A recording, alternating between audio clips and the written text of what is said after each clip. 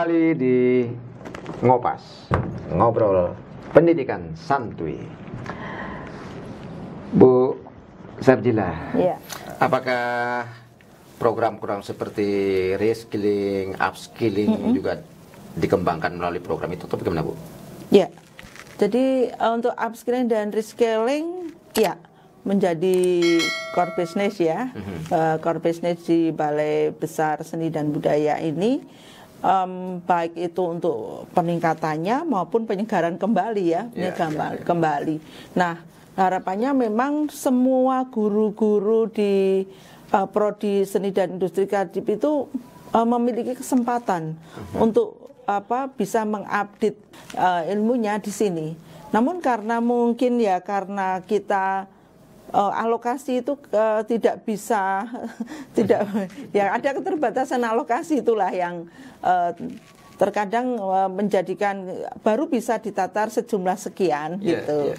Namun harapan kami mungkin kita bisa kegiatan-kegiatan itu ada kegiatan-kegiatan yang bisa dikerjasamakan gitu. Itu harapan kami. Misalnya daerah kan yang punya anggaran gitu ya Pak, bisa kita kerjasamakan dan kedekatan-kedekatan bisa dibangun lewat itu untuk mempercepat. Kalau menunggu yang dari Given Dipa ini ya memang agak lama, tapi inilah yang nanti kita siasati, program-program Axel ini kita punya program-program Axel sehingga guru-guru tidak harus menunggu upskilling reskilling, tapi program-program lain juga banyak di balai ini. Nah, kalau kita bicara soal kebutuhan guru produktif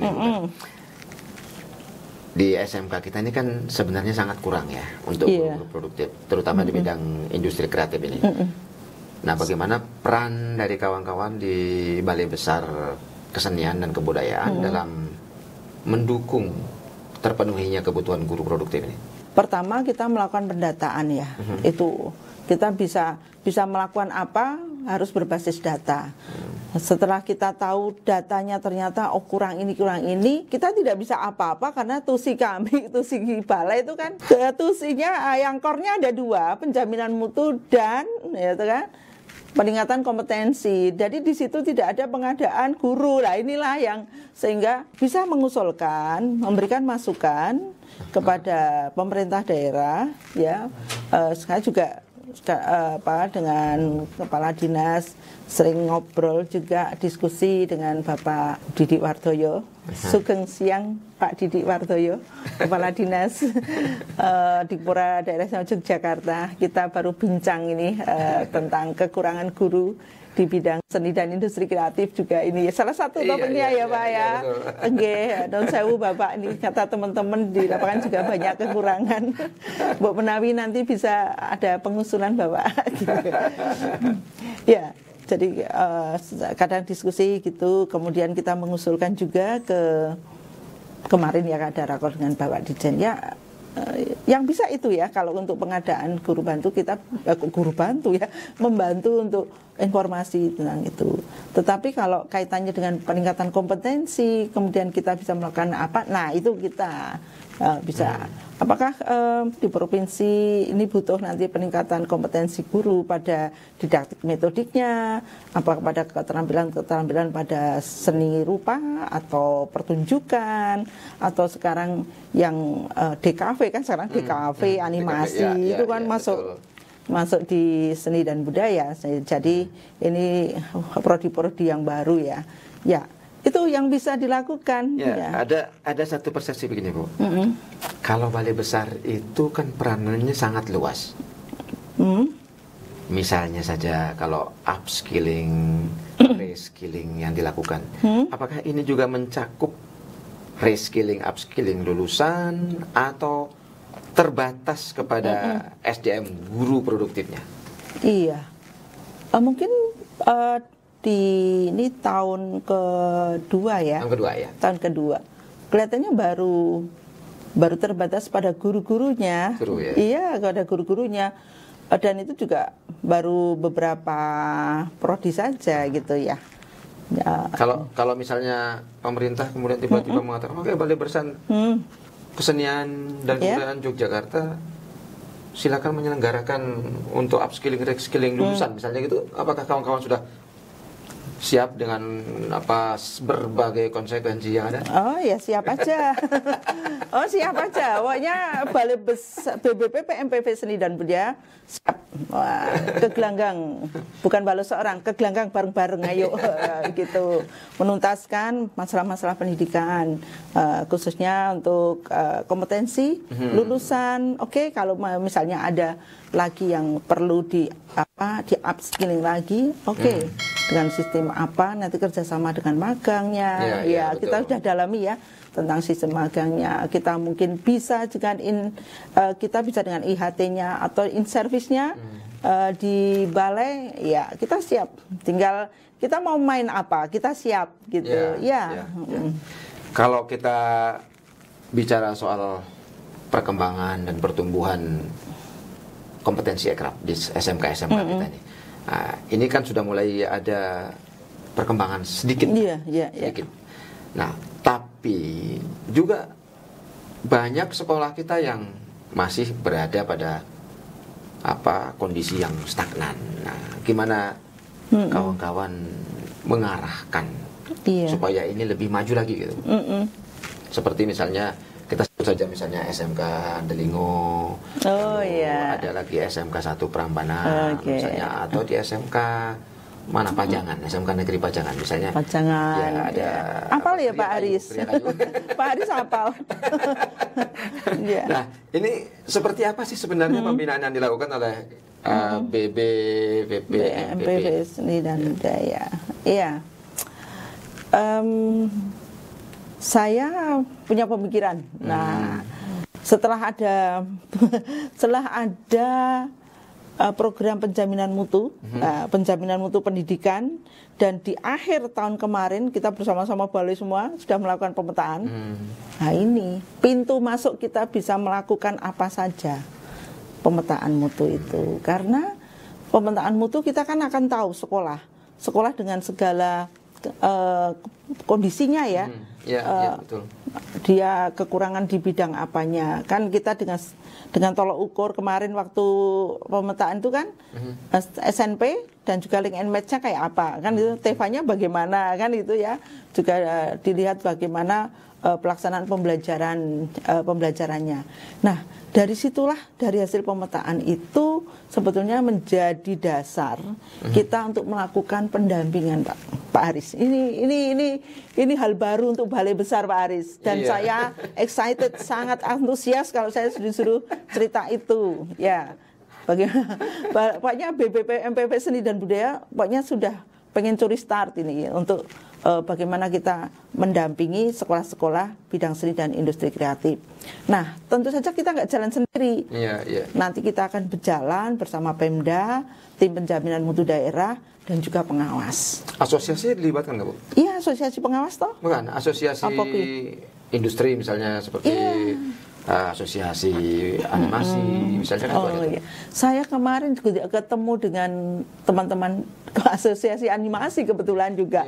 Itu kita kerjasama dengan Ainaki, Mas Dedi ya.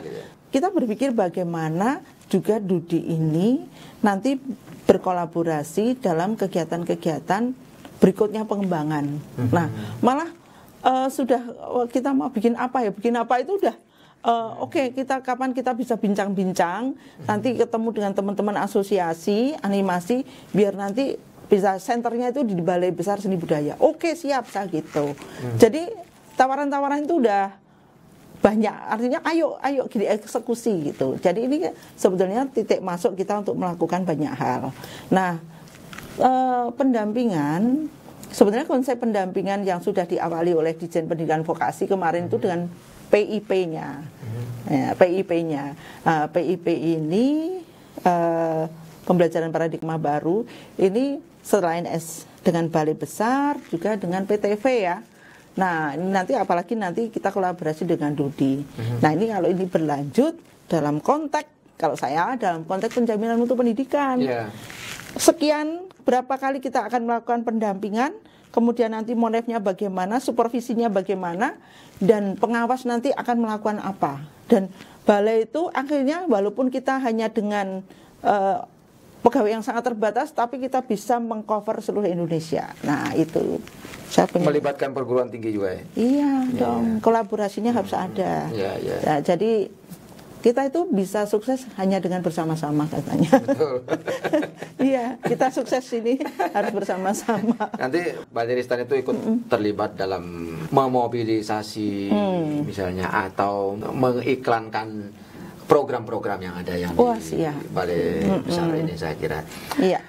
Kalau kita bicara soal pembinaan yang dilakukan oleh kawan-kawan, terutama ke sekolah-sekolah SMK gitu ya. Sebenarnya fokus pembinaannya itu apa sih, Bu? Yang dilakukan? Sepanjang sekarang ini kan teman-teman di dalam pembelajaran ya, apalagi sekarang ada kurikulum paradigma baru ya. Ini teman-teman sekarang banyak ke sana, dan juga bagaimana penyiapan kurikulum operasional standarnya. Kemudian juga ini ada program yang nanti juga kita akan pembinaan ke SMK-SMK tentang TEVA juga, itu bagian dari revitalisasi SMK ya. Nah, ini saya fokus juga di situ. Nah, kemudian juga tentang bagaimana teman-teman di SMK ini juga sadar tentang pengembangan profesi ya. Pengembangan profesi, jangan sampai terlena ya, kan untuk kenaikan pangkat tuh ya kita harus berprestasi gitu. Jadi guru harus berprestasi, jangan hanya landai gitu. Nah, ini kita di situ, baru di situ khususnya yang langsung terjun. Nanti kalau kita nanti dengan program pendampingan penjaminan mutu, nah itu nanti kita berbasis pada hasil pemetaan, dan dari hasil pemetaan itu nanti akan menjadi program, dan nanti tentu saja akan lebih fokus kepada pemenuhan kebutuhannya. Akan sangat berbeda antara satu sekolah dengan sekolah yang lain ya. Dan itulah nanti yang diharapkan nanti ada percepatan-percepatan yang bisa dilakukan, karena kita tahu bahwa yang ditingkatkan itu yang betul-betul memang itu dibutuhkan. Nah, kemudian pengembangan juga penting bagi sekolah. Tidak hanya kita berpacu pada hal-hal yang rutinitas gitu ya. Pengembangan, jadi bagaimana menjadi sekolah yang satu sekolah yang berkualitas, bermutu, dan juga dia juga bisa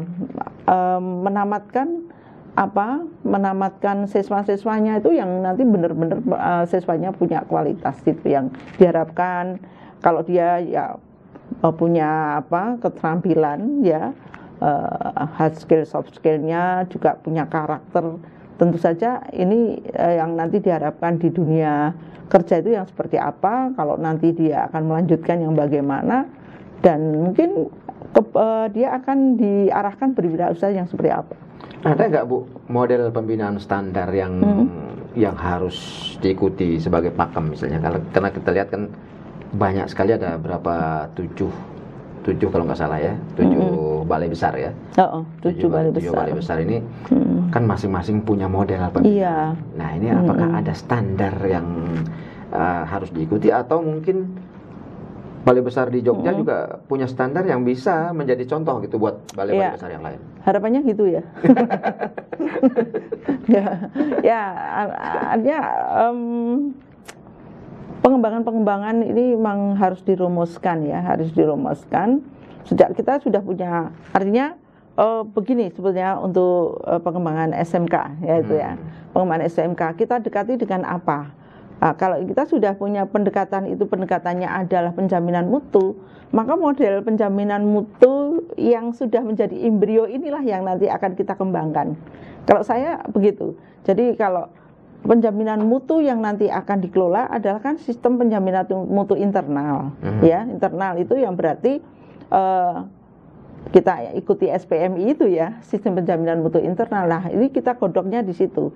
Tinggal bagaimana nanti mengolah menjadi suatu model penjaminan mutu yang dengan pendekatan-pendekatan ini.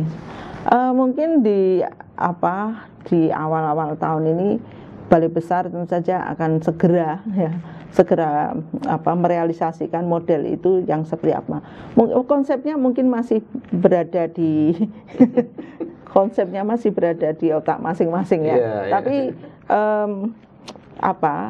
stimulasi-stimulasi di dalam setiap kita rapat koordinasi itu sudah kita munculkan ya. Dan teman-teman juga sudah di teman-teman Widya Iswara koordinatornya juga sudah menangkap kita memang nanti harus ada sebuah model pembinaan yang kaitannya dengan penjaminan mutu. Dan kalau itu penjaminan mutu adalah tim, ada WI, ada PTP, ada teman-teman di manajemen administrasi ya, menjadi satu kesatuan, terjun ke sekolah, kita bina, kita pantau perkembangannya, dan bagaimana sekolah di pengawasnya juga harus memantau. Nah, saya membayangkan baru itu secara garis besarnya gitu ya. Mungkin juga dulu sudah pernah melakukan, tapi mungkin belum sedetail nanti kalau itu nanti dijadikan sebuah model pembinaan untuk peningkatan mutu dan akhirnya nanti menjadi penjaminan mutu. Baru maaf. Balai Besar baru 1 tahun baru menata-nata, jadi ini kita mau mewujudkan. Sedang mencari bentuk ya. Mencari bentuk ya. Tapi itu kita ongoing proses terus ya. Proses itu selalu berjalan. Tapi menurut Bu Sarjila nih, apakah model itu dirumuskan oleh masing-masing balai secara bebas atau perlu ada satu standar yang diikuti oleh semua balai? Iya. Kalau sebetulnya sasaran kita sama ya, sama toh SMK atau SMK penjaminan mutu itu kalau kita sekarang ke sekolahnya ya SMK sama. Tapi kompetensinya kan beda-beda, Bu. Kompetensinya berbeda-beda. Tapi secara umum ya siswa SMK ini secara umum sama dari segi perkembangan psikologisnya, usianya, ini bisa dikenakan dengan pola yang sama. Tinggal nanti di spesifikasinya itu setelah bicara bidang.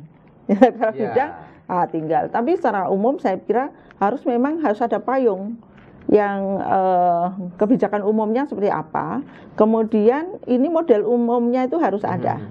Nah setelah itu di breakdown ke bawah, nah tinggal spesifikasinya aja.